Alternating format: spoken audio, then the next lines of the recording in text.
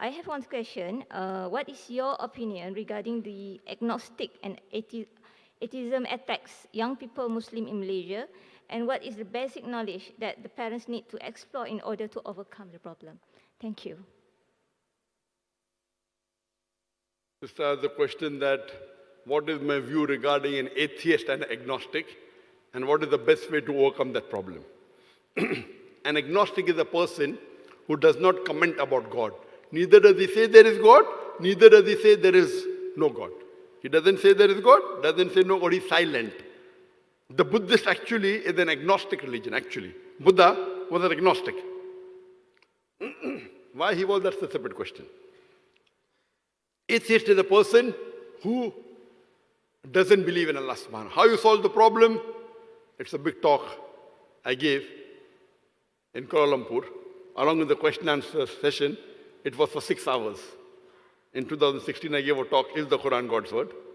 Trying to prove about atheism. And that was the longest program of mine in the life.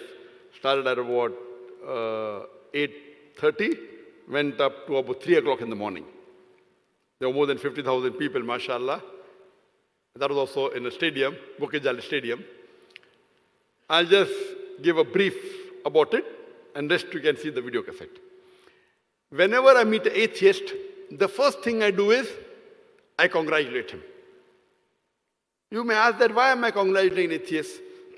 The reason I congratulate an atheist is, to the other people, most of the people, he's a Christian because father is a Christian. He's a Hindu because father is a Hindu. Most of the Muslims are Muslim because father is a Muslim. This atheist is thinking, he may be having religious parents, but he may not agree. You know, he's saying that what the people who they call God, I don't agree. So the reason I congratulate an atheist is because he has said the first part of the Islamic Shahada, La ilaha. Half my job is done. He's already said the first part of the Islamic Shahada, La ilaha. Only thing I have to do is illallah, which I shall do inshallah. So half the job is done. To a person who is a mushrik, who is of a different religion, first I have to prove to him the God is worshipping is wrong. So if I meet a Christian, first I have to prove to him that Jesus Christ, peace be upon him, is not God. Correct? Half my time goes there. Here the atheist is already clean slate. No God. La ilaha. Only thing you have to do illallah, which is easy. So this person, he is not blindly following his parents.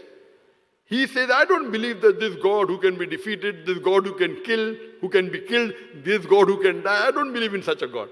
So I say, even I don't believe in such a God. La ilaha.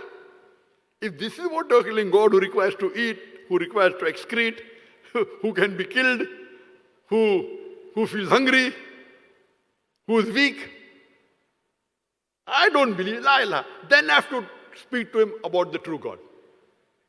If someone says Islam is a religion of terrorism, it's against science, against women, I don't believe in Islam. I said, even I don't believe in such a Islam.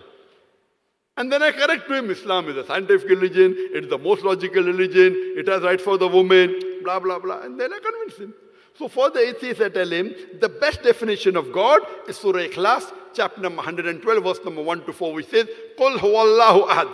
Say is Allah one and only. Allahu samad. Allah the absolute eternal. Lam yalid wa lam yulad. He begets not, nor is he begotten. Walam yakul lahu kufuwan ahad. There's nothing like him. This is a 4-line definition of Allah subhanahu wa ta'ala given in the glorious Quran. Any person says that so-and-so candidate is worshipping his God, if that candidate fits in this 4-line definition, we have no problem in accepting that person as God. So this Surah Ikhlas is the litmus test of theology. Theo means God, logic means study of God. Our beloved Prophet said it is 1/3 of the Quran. So once you explain the right concept of Allah, inshallah he will accept. There are various ways.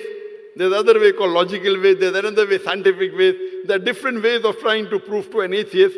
All this you can find in my talk, Is the Quran God's Word? Along with question and session for about 6.5 hours. Inshallah, it will help you to get replies to most of the queries and how to speak to atheists and agnostic. Hope that answers the question.